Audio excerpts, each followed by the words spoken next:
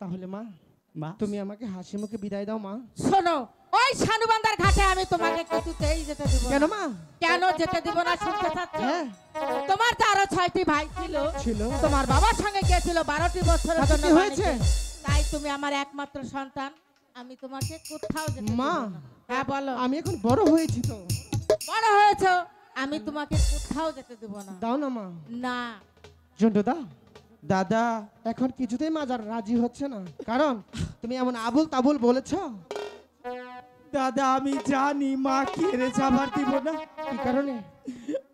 মনে করো মেলা দিন আগে আমাকে 6টা ভাইয়া ছাড়ালো। হ্যাঁ ছিল। আঙ্গো বাবা হাউস করে ব্যক্তিরে নিয়ে বাণিজ্যে গেছাল। তারপর কি হয়েছে? বাণিজ্যে যাইয়া ব্যক্তি ডুইবা মরছে। খালি আঙ্গো বাবা মার বুকে এলকাই ফিরাই আইছে।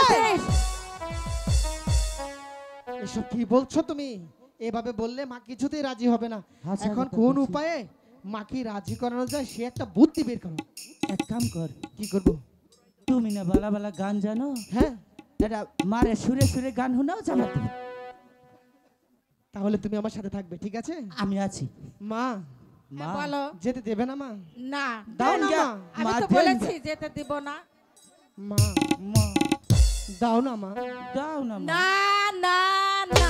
হাই গো বিদায় দেন বিদায় দেন আমার মা গো বিদায় দেন না মারে গো।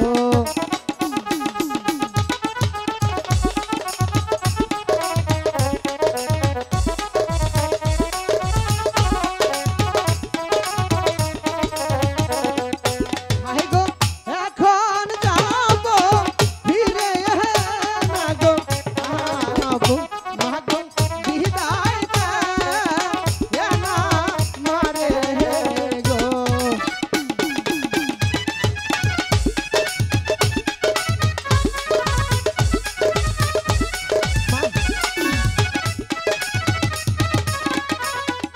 হাই গো তুমি আমার লক্ষ্মী সোনা মা গো যেতে দাও আমার মারে গো।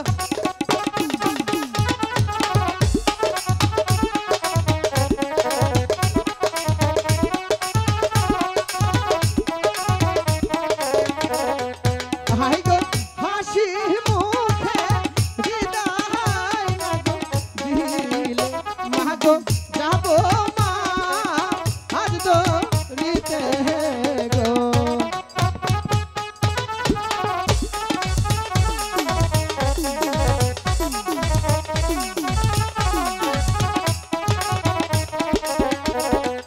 হাই গো হাতে গরি পায়ে না গো পরি মা গো যেতে দাও হাওয়া মারে গো।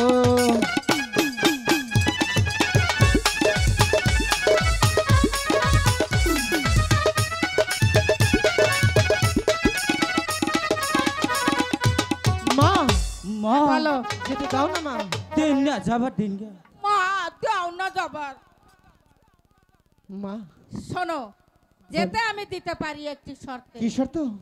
তোমার পিতা প্রাসাদে আসার আগেই তোমার চলে আসতে হবে। সেজন্য আপনি